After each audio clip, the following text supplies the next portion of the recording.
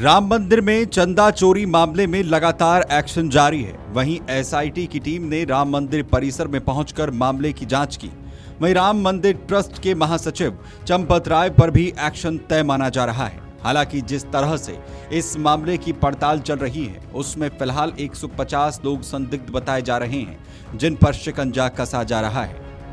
अयोध्या के राम मंदिर में दरअसल चढ़ावा चोरी मामले की जांच अब निर्णायक मोड़ पर पहुंचती हुई दिखाई दे रही है। जांच के छठे दिन एसआईटी की टीम एक बार फिर से राम मंदिर परिसर पहुंची और पूरे मामले से जुड़े दस्तावेजों और व्यवस्थाओं की पड़ताल की। माना जा रहा है कि जांच पूरी करने के बाद टीम लखनऊ लौटेगी और सोमवार को मुख्यमंत्री योगी आदित्यनाथ को अपनी रिपोर्ट भी सौंप सकती है। सूत्रों के मुताबिक राम मंदिर ट्रस्ट के महासचिव चंपत राय और ट्रस्टी डॉक्टर अनिल मिश्रा पर कार्रवाई लगभग तय मानी जा रही है। दोनों को ट्रस्ट में अपने पदों से हटाया जा सकता है। एसआईटी की जांच में कई ऐसी खामियां भी सामने आई जिन्होंने मंदिर प्रबंधन पर गंभीर सवाल खड़े किए हैं। सूत्रों के मुताबिक जांच में सामने आया है कि पूरे मंदिर के प्रबंधन की जिम्मेदारी मुख्य रूप से 3 लोगों चंपत राय, डॉक्टर अनिल मिश्रा और गोपाल राव के हाथों में थी। चढ़ावा निकालने से लेकर उनकी गिनती और बैंक में जमा करने तक की पूरी व्यवस्था इन्हीं की निगरानी में होती थी। एसआईटी को यह भी जानकारी मिली है कि ट्रस्ट में पदेन सदस्य के रूप में शामिल अयोध्या के जिलाधिकारी, गृह विभाग के वरिष्ठ अधिकारी और केंद्र सरकार द्वारा नामित सदस्यों को कोई अहम जानकारियां नहीं दी जाती थी। यही वजह है कि अब जांच एजेंसी ट्रस्ट में सरकारी सदस्यों की भूमिका और जिम्मेदारी बढ़ाने की सिफारिश भी कर सकती है। एसआईटी की शुरुआती जांच में चढ़ावा गिनने की पूरी व्यवस्था पर भी सवाल खड़े हुए हैं। मंदिर परिसर में लगे 14 दान पात्रों से नकदी निकालने और उसे कार्यालय तक पहुंचाने और फिर गणना कक्ष में गिनने की प्रक्रिया को असुरक्षित बताया गया है। इतना ही नहीं, श्रद्धालुओं द्वारा चढ़ाए गए सोने और चांदी के आभूषणों का कोई ठोस और व्यवस्थित रिकॉर्ड भी नहीं मिला। ट्रस्ट की बैठकों में नकदी का हिसाब तो रखा जाता था, लेकिन सोने चांदी की मात्रा का पूरा ब्यौरा सामने नहीं आता था। जांच के दौरान सुरक्षा गार्डों की भर्ती, सामान की खरीद के लिए जारी किए गए टेंडर और कर्मचारियों की नियुक्तियों पर भी सवाल उठे हैं। एसआईटी को आशंका है कि प्रभावशाली लोगों की सिफारिश पर रिश्तेदारों को नौकरी दिलाई गई। वहीं श्रद्धालुओं की भीड़ प्रबंधन, प्रसाद वितरण और सीता रसोई के संचालन में भी कई खामियां बताई गई हैं। वहीं इस पूरे मामले को लेकर बयानबाजी का दौर भी तेज हो चुका है। विश्व हिंदू परिषद ने आरोपों को सिरे से खारिज करते हुए कहा है कि इस तरह के आरोप पहले भी लगते रहे हैं, लेकिन अब तक कोई आरोप साबित नहीं हुआ। ये आरोप पहली बार नहीं लग रहे, पहले भी लगते रहे हैं और पहले दिन से लगते रहे हैं, जिस दिन से हमने राम जन्मभूमि का आंदोलन प्रारंभ किया था। अभी तक कोई आरोप सिद्ध नहीं हो पाया। राजनीतिक कारणों से लोग आरोप लगाते थे। इस बार भी हमको शुरू में यही लगा था, लेकिन जब ये आरोप कुछ और जगह से भी आने लगे तो फिर हमने इसको बहुत गंभीरता से लिया और तुरंत हमारे न्यास ने उत्तर प्रदेश सरकार को पत्र लिखा कि इस पर एसआईटी की जांच करें। और हम धन्यवाद देते हैं उत्तर प्रदेश सरकार को। उन्होंने हमारी मांग को माना और तुरंत एक प्रभावी एसआईटी की रचना करके इस काम की जांच प्रारंभ कर दी।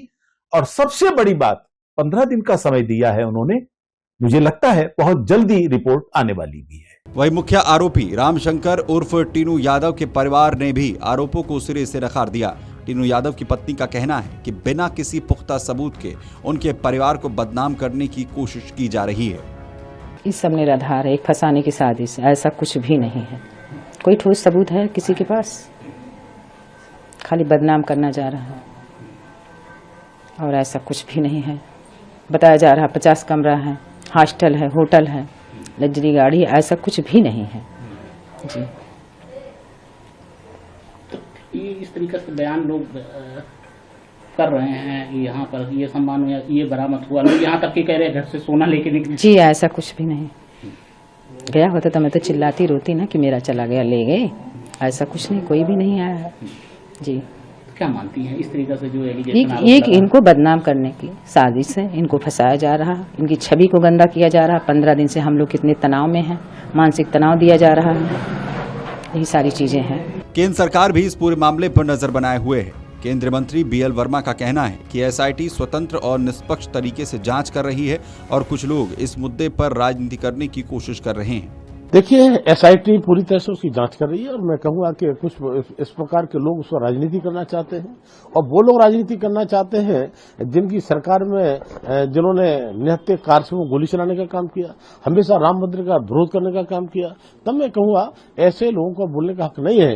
लेकिन ये योगी सरकार है जो कानून व्यवस्था के लिए जानी जाती है और कहीं इस प्रकार की चीज अगर आई सामने है तो SIT जांच कर रही है, जो दोषी होंगे बख्शे नहीं जाएंगे। उधर उत्तर प्रदेश के डिप्टी CM केशव प्रसाद मौर्य ने भी विपक्ष को निशाने पर लिया।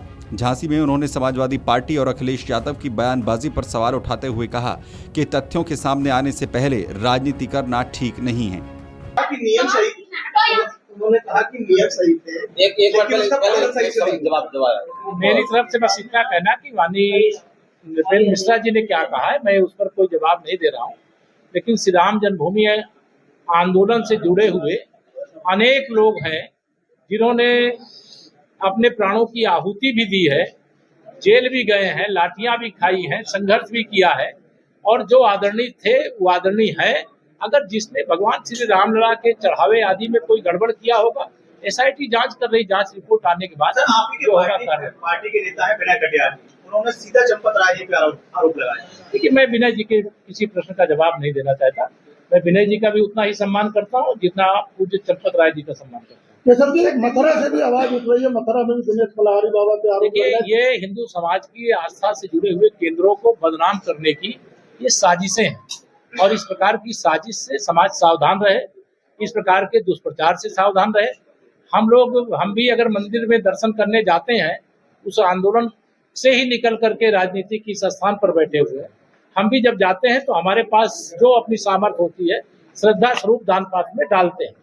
तो जो भी जाता है वो श्रद्धा से दान पात्र में जाके डालता है। कोई गड़बड़ी करेगा, भगवान उसका हिसाब करेगा। क्या आप मानते हैं कि जनभावनाओं पर टाका डालने नहीं, ऐसी बात होना चाहिए इस टाइप का? अगर किसी ने किया है, किसी ने किया है तो उसकी जांच हो रही, जांच में जो दोषी पाए जाएंगे कार्रवाई होगी।